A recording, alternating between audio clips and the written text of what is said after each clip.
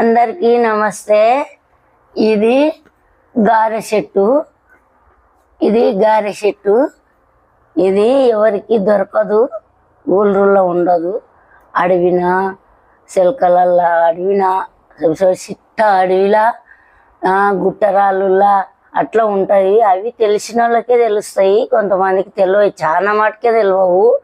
ఇది నాకు తెలుసు కాబట్టి నాకు దొరకక మా అల్లునితోటి మా తమ్ముని కొడుకుతోటి ఇవాళ అమాస అని తెప్పించుకొని కట్టుతున్నా.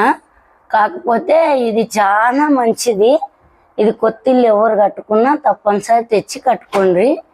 ఇది కట్టుకుంటే గాలి రాదు, ధూళి రాదు, ఎవరైనా శాతవాడి చేసినా మనకు తగులదు, ఏమైనా శక్తులు మన ఇంట్లోకి రావాలన్నా రావు.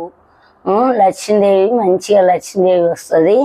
ఇది ఎట్లా తెచ్చుకోవాలంటే పొద్దుగాల లేచి స్నానం చేసి ఎవరితో పలకరియకుండా పొయ్యి కొట్టుకొని ఆకు దులిపి మంచిగా కింద పెట్టకుండా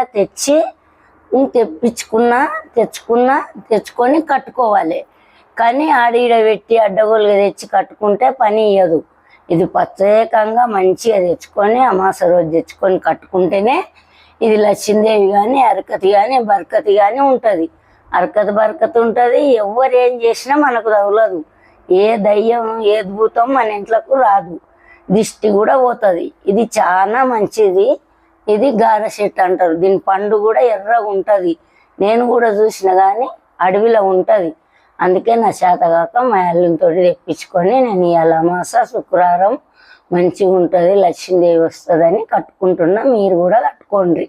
కొత్తిళ్ళల్లో మంచిగా కట్టుకోవాలి. ఇది తప్పకుండా తెచ్చుకొని కట్టుకోండి తెలుసుకొని.